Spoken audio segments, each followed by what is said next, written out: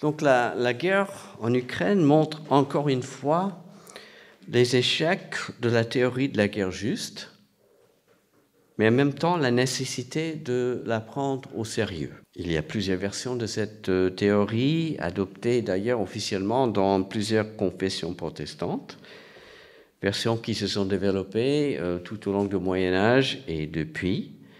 Mais dans toutes les versions, il y a deux types de critères. D'abord, des critères pour répondre à la question de savoir si une guerre est juste. Était déclarée par une autorité légitime, la cause était juste, elle était défensive, etc. Est-ce que les autres moyens de réconciliation ont été utilisés? Et puis il y a des critères concernant la façon dont une guerre justifiable doit être menée, donc des moyens proportionnels aux fins. Est-ce qu'on peut gagner cette guerre? Et puis ne pas s'en prendre aux civils, voilà. Et derrière cette théorie, il y a un présupposé important souvent oublié. La violence demeure un mal. La guerre n'est jamais vue comme un bien, elle n'est jamais glorifiée. Si, à partir de ces critères, récemment, les méthodistes américains et les catholiques ont déclaré la Deuxième Guerre du Golfe non justifiable, ils n'ont pas été écoutés par le gouvernement. Et tout au long de l'histoire, la plupart des églises ont le plus souvent béni les guerres des pays dans lesquels elles se trouvaient.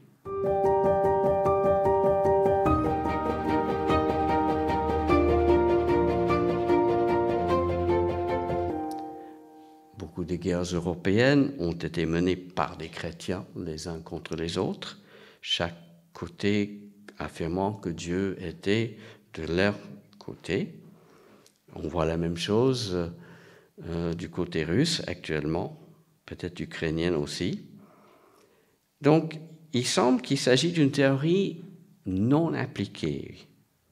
Et donc, ma question, est-elle en fait opérationnelle? Ces derniers temps, cette théorie est à nouveau sujet de débat, de reformulation.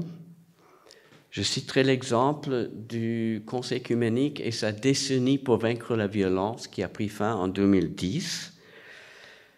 Or, depuis les années 1950, les débats au sein du Conseil œcuménique entre pacifistes et tenants de la guerre juste n'arrivaient pas à bien avancer. La décennie a essayé de déplacer le point de départ, commençant avec le constat que les deux positions, pacifisme ou non-violence et guerre juste, sont d'accord pour dire que la violence est un mal, qu'il y en a trop, qu'il faut trouver des moyens pour le réduire. De plus, certains, plutôt que de parler de guerre juste, certains ont commencé à évoquer le concept de paix juste. Et il y a des documents très intéressants à cet égard. Et la décennie demandait aux églises d'être artisans de paix, des facteurs de réduction de violence, tout en militant pour la justice, c'est-à-dire analyser les situations de violence, de conflit à la recherche des moyens pour la réduire, ce qui en fait correspond à l'intention de la théorie de la guerre juste.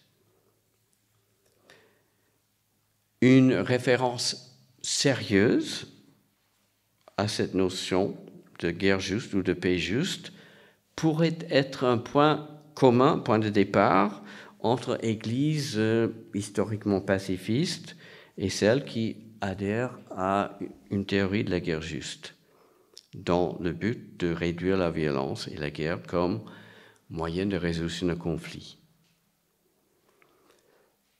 Comme ça a été dit tout à l'heure, les chrétiens pourraient mieux participer à délégitimer la guerre.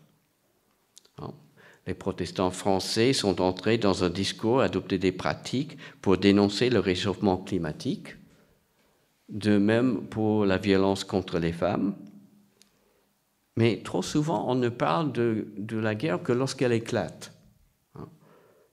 Et là, c'est trop tard. Et je dirais que les discours et les pratiques de délégitimation sont à mener dans le temps, et surtout lorsqu'il n'y a pas une situation de guerre.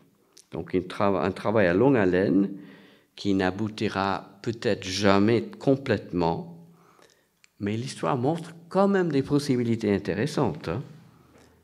L'esclavage n'a pas disparu, mais il est délégitimé et combattu.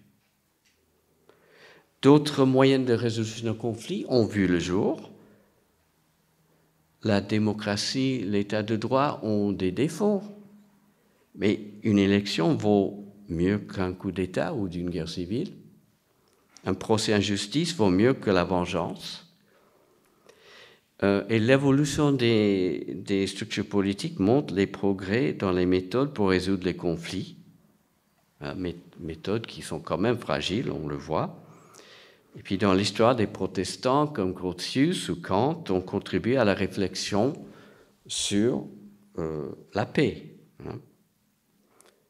Et donc, délégitimer. La guerre doit être décrite pour ce qu'elle est, un échec, un scandale. Et même si on réfléchit en catégorie de guerre juste, on ne peut pas glorifier la guerre. Le Dieu des chrétiens ne demande pas de tuer en son nom. Et donc, si on peut noter des progrès dans le processus de délégitimation, la tâche est loin d'être accomplie, évidemment.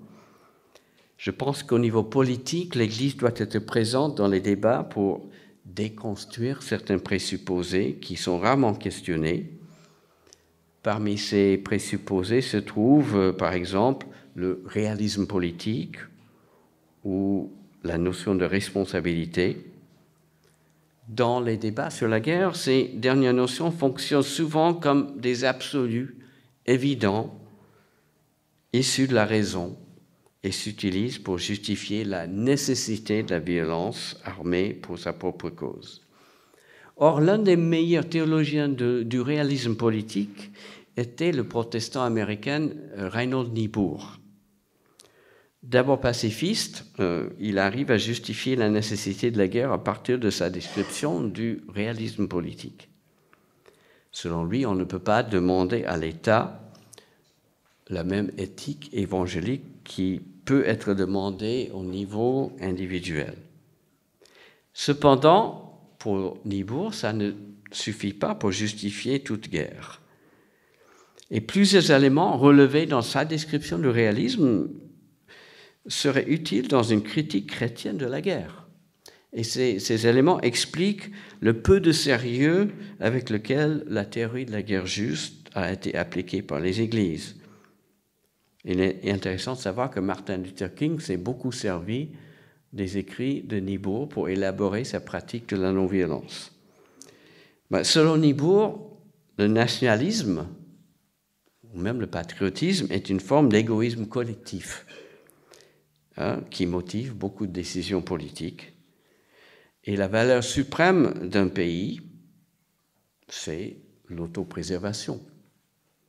Ce qui rend, selon Niebuhr, le mensonge le rend un élément nécessaire de la politique. Et donc les notions de violence nécessaire ou d'éthique de responsabilité ne sont pas toujours des concepts neutres ou objectifs. Elles sont élaborées dans des récits des groupes où, justement, l'intérêt d'autopréservation peut influer sur la définition des termes. Par exemple, souvent, l'éthique de responsabilité critique la non-violence comme, c'est un absolu, une conviction qui ne tient pas face à la réalité politique. Mais dans un tel débat, la nécessité ou la responsabilité peuvent devenir des soi-disant absolus, des convictions mises au service d'un égoïsme collectif. Et puis, un autre point, je pense que l'ecclésiologie protestante serait à revoir. L'une des faiblesses du protestantisme se trouve dans une identification trop facile aux nations dans lesquelles ces églises se trouvent.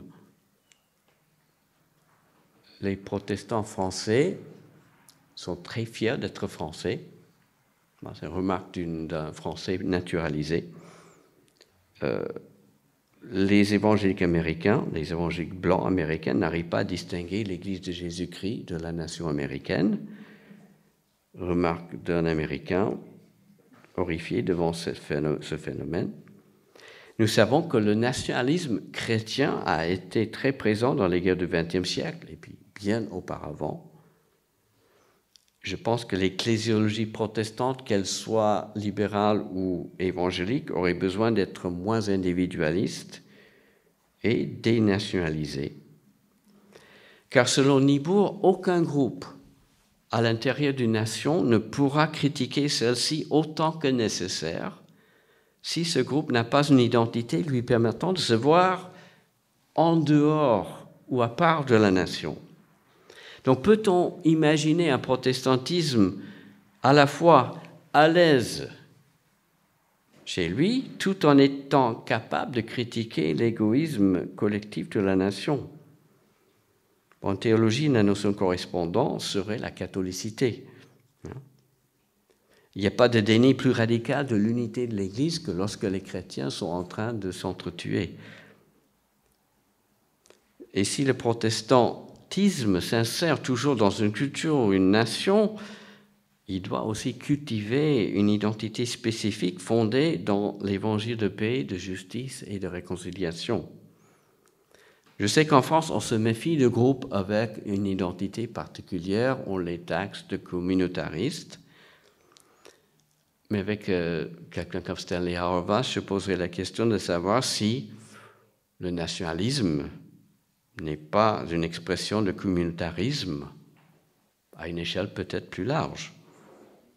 Donc l'existence d'églises moins liées aux intérêts d'égoïsme collectif, capables de voir au-delà des mensonges d'autopréservation, de nationalisme exacerbé, pourrait, me semble-t-il, aider à mieux appliquer les critères de la guerre juste, si elle se réclame de cette théorie. Et puis de telles églises pourraient, et ça a été déjà dit, développer et encourager la mise en place de mécanismes de résolution de conflits autres. Le colloque récent à l'ISEO sur écuménisme et paix dans le monde a montré bien d'exemples de chrétiens en train d'être artisans de paix dans des situations très difficiles, mais ces histoires, on ne les raconte pas, on ne les connaît pas. Mais les pratiques, les notions de justice restaurative, de résistance non violente, l'Église peut élaborer des modèles. D'ailleurs, historiquement, on peut faire des liens entre l'émergence de la démocratie et l'évolution de l'ecclésiologie protestante. Donc, élaborer des modèles, montrer les pertenances au sein de l'Église et dans l'espace public, ça aiderait aussi à délégitimer la guerre. Et puis, qu'en est-il de nos catéchismes, de nos formations théologiques? Est-ce qu'on parle vraiment de la question de la guerre? On dit souvent que la non-violence ne marche pas, mais pour que la guerre soit efficace, il y a des investissements institutionnels et politiques énormes. L'industrie d'armement, les écoles militaires, les armées. Est-ce qu'on pourrait investir autrement? Il y a bien d'années, la Fédération protestante a participé à un dialogue entre les forces armées et les religions. Et on m'a envoyé à prendre un petit déjeuner avec 5 généraux à l'école militaire.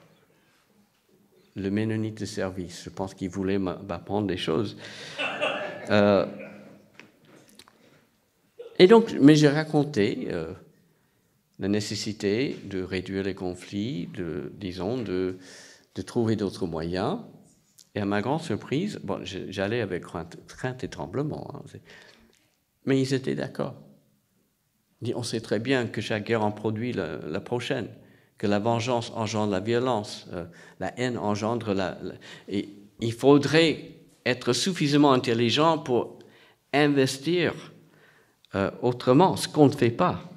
Il commence à exister des universités avec des programmes de recherche et d'études en vue de la paix non armée ou moins armée.